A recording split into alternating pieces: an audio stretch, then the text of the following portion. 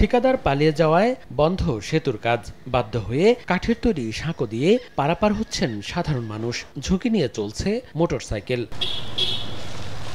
কিশোরগঞ্জ জেলা সদরের সঙ্গে করিমগঞ্জ উপজেলাকে সংযুক্ত করেছে নরসুন্দা নদীর এই পথ। মহিনন্দ ও বৌলাই ইউনিয়নের সংযোগস্থলে ৪০ মিটারের পিসি গার্ডার পাকা সেতু নির্মাণের উদ্যোগ নেয় এলজিইডি। সেতু নির্মাণ কাজ শেষ করতে ঠিকাদারি প্রতিষ্ঠান HTBL মার্চকে কার্যাদেশ দেওয়া হয় ২০২১ সালের ১৭ মার্চ। এক বছরে কাজ শেষ হওয়ার কথা থাকলেও সাব ঠিকাদার এস আলমকে দায়িত্ব দিয়ে চলে যায় HTBL মার্চ।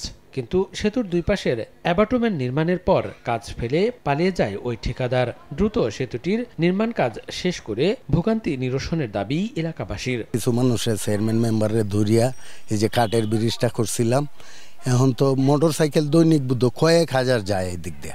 এখন যে অবস্থা হয়েছে মনে হয় না যে আর কয়েকদিন বা কিছুদিন চলা যাবে।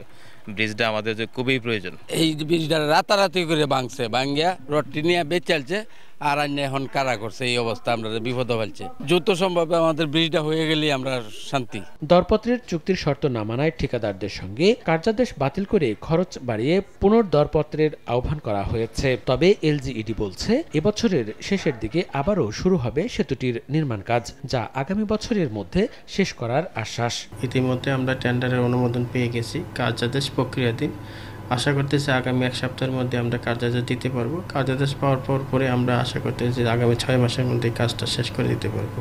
স্থানীয় সরকার মন্ত্রণালয়ের অধীনে ২০২১ সালে ময়মনসিংহ অঞ্চল পল্লী অবকাঠামো উন্নয়ন প্রকল্পের আওতায় ৩ কোটি ১১ লাখ টাকা ব্যয়ে ৪০ মিটার দীর্ঘ রঘুখালী সেতু নির্মাণ কাজ শুরু হয়। তবে অবশিষ্ট কাজ শেষ করতে পুনর্দরপত্র নির্মাণ ব্যয় ধরা হয়েছে ২ কোটি ৩৩ লাখ ৯২ হাজার ৫০০ টাকা।